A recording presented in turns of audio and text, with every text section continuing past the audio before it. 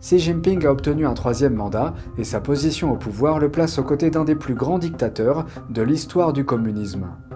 Dans la deuxième partie de ce reportage spécial, nous examinons le rapport de force entre le PCC et les États-Unis et les agissements possibles des nations occidentales face à son développement. Bienvenue dans Regard sur la Chine. Hier, nous avons commencé à parler du troisième mandat de Xi Jinping. Aujourd'hui, nous passons à la deuxième partie de ce reportage spécial. Dans le discours de Xi, l'accent a été mis sur la réunification de Taïwan avec le continent. C'est le point de vue de la Chine communiste sur l'île, même si le régime communiste n'a jamais gouverné Taïwan. Mais comme le Parti communiste chinois considère que Taïwan fait partie de son propre territoire, il n'a jamais exclu de recourir à la force pour parvenir à ce but. Taïwan est également un symbole d'une Chine libre, et de ce que la Chine peut devenir, c'est pourquoi elle constitue une menace pour le régime chinois, et ils veulent la détruire. Taïwan ressemble beaucoup à Berlin, Berlin-Ouest, pendant la guerre froide, où Berlin-Ouest était un avant-poste de la liberté. Tailleur dit qu'à cause de cela, Xi Jinping est déterminé. Il est déterminé à forcer Taïwan à passer sous le contrôle de la RPC, comme il l'a fait avec Hong Kong. Bien sûr, il n'a pas respecté l'accord avec le Royaume-Uni. Il a forcé Hong Kong à passer sous le contrôle de sa politique en violation des deux systèmes qu'ils avaient élaborés avec les Britanniques. Il l'a placé sous son contrôle, et nous devrions nous attendre à ce que ce soit son intention avec Taïwan. Cela pourrait arriver plus tôt que prévu, pas dans de nombreuses années, mais presque immédiatement, en 2022 ou en 2023. Parce qu'il aura mis de l'ordre dans ses affaires intérieures, ce qui lui donnera les coups des franches pour agir de manière plus belliqueuse en politique internationale, à un moment où l'administration Biden n'a pas montré la force dont les États-Unis ont besoin pour dissuader une invasion conventionnelle de Taïwan. Lors du remaniement des responsables du parti, deux personnes se sont distinguées en ce qui concerne les agressions militaires potentielles de Pékin. Le nouveau chef militaire de la Chine et un fonctionnaire conservant son siège lors du remaniement, tous deux ont une expérience de la surveillance de Taïwan. Cela a également alimenté les craintes d'une agressivité croissante envers Taïwan. Mais selon Grachev, il faut garder à l'esprit les turbulences économiques et s'attendre à l'inattendu. Nous devons absolument redoubler d'efforts, non seulement dans notre surveillance de la Chine, mais aussi pour nous assurer qu'elle ne prépare pas quelque chose de spectaculaire, car c'est lorsque les temps sont durs qu'un dirigeant fait quelque chose de spectaculaire. Peut-être que ce ne sera pas une invasion de Taïwan.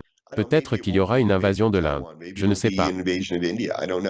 Que le monde s'engage ou non dans une guerre internationale, que signifie le troisième mandat de Xi Jinping pour le peuple chinois ?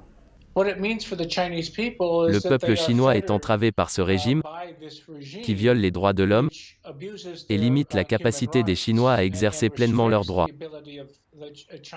à avoir accès à l'information, à avoir des droits politiques, des droits civils, tels que nous les connaissons en Occident. Et donc le peuple chinois doit vivre sous cette emprise du régime chinois. Voilà donc un aperçu de ce à quoi le peuple chinois peut s'attendre sous un règne continu de Xi Jinping. Et qu'est-ce que cela signifie pour la politique internationale ? C'est un groupe de gangsters. Les dirigeants du Parti communiste chinois sont des belligérants, des agresseurs. En mer de Chine orientale contre les Japonais et contre Taïwan, en mer de Chine méridionale contre les Philippines, le Vietnam et d'autres États de la périphérie. Dans la mer de Chine méridionale, contre l'Inde, le Myanmar. Ainsi qu'en Asie du Sud, le contrôle de l'Afrique, où la présence du régime chinois se définit par l'exploitation des personnes et de l'environnement, partout où le régime chinois se montre. En Amérique du Sud et en Amérique centrale, également. Et cela se traduit par une agression directe contre ses voisins, mais aussi contre l'ordre international libéral, les règles et les normes qui régissent la politique internationale depuis 1945, lorsque les Britanniques et les Américains les ont créées. Compte tenu de tout cela, quelle sera la nature de la rivalité entre les États-Unis et la Chine ? Les priorités américaines devraient d'abord consister à se préparer à une Chine beaucoup plus agressive et assertive que ce que nous avons rencontré jusqu'à présent. La croissance de la Chine a été alarmante, et cela a alimenté un aspect d'agression dans ses politiques étrangères. Après le 20e congrès du parti, nous devons nous attendre à ce que la situation s'aggrave. De son point de vue d'Américain, il suggère ceci. Avoir une posture de dissuasion plus robuste dans l'Indo-Pacifique, se concentrer sur les violations des droits de l'homme commises par la Chine à l'encontre de ses propres citoyens ainsi qu'à l'échelle internationale, et chercher à abattre le mur de la censure de la Chine, afin que les citoyens chinois puissent accéder à Internet sans aucune entrave de la part du régime chinois.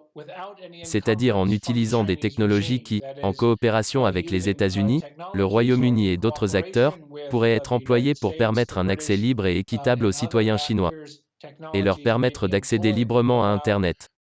Selon Taylor, c'est un combat qui peut vraiment être gagné.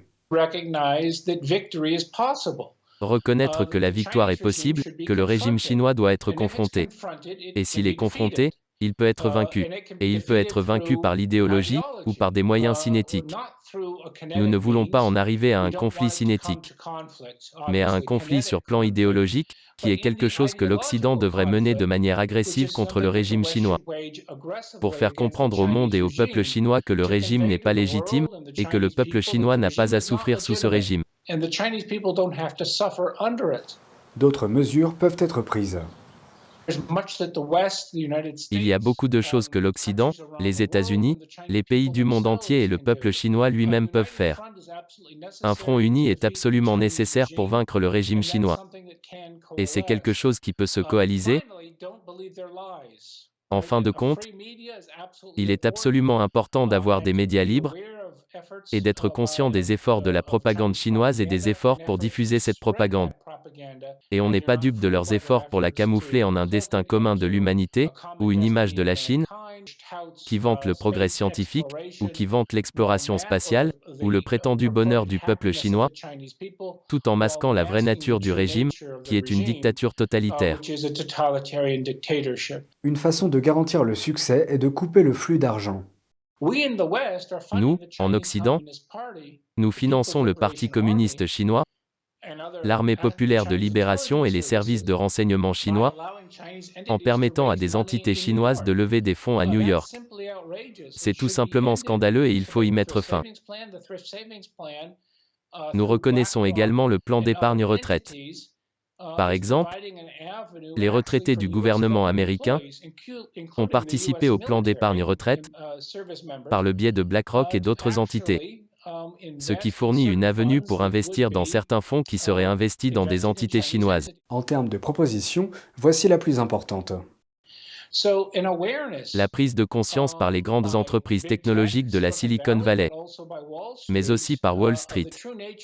La prise de conscience de la véritable nature du régime oblige à mettre fin à l'accès du régime chinois à la finance américaine ou à Londres, ainsi qu'aux autres marchés financiers. Si l'Occident ne réagit pas et que le Parti communiste chinois devient la puissance hégémonique dans le monde, à quoi cela ressemblera-t-il ? Si la Chine devait, Dieu nous en préserve, diriger le monde. Bien sûr, tous ceux qui ont un intérêt direct dans cet ordre international libéral pour le libre-échange, la liberté financière, l'échange de marchandises, les droits politiques et les droits de l'homme, constateraient que le régime chinois a une attitude très différente à cet égard. Et leurs relations seraient définies par l'exploitation et le service des intérêts du régime chinois. C'est donc un avenir que, selon nous, nous ne devrions jamais laisser naître. Mais comme le soulignent les experts, tout espoir n'est pas perdu. Le pendule pourrait être en train de balancer en faveur des forces occidentales. Des mesures concrètes peuvent être prises dès maintenant par les pays qui défendent un système et une économie libre et ouverte. C'est tout pour aujourd'hui, merci d'avoir suivi Regard sur la Chine. On se retrouve demain pour une nouvelle émission, prenez soin de vous et à bientôt.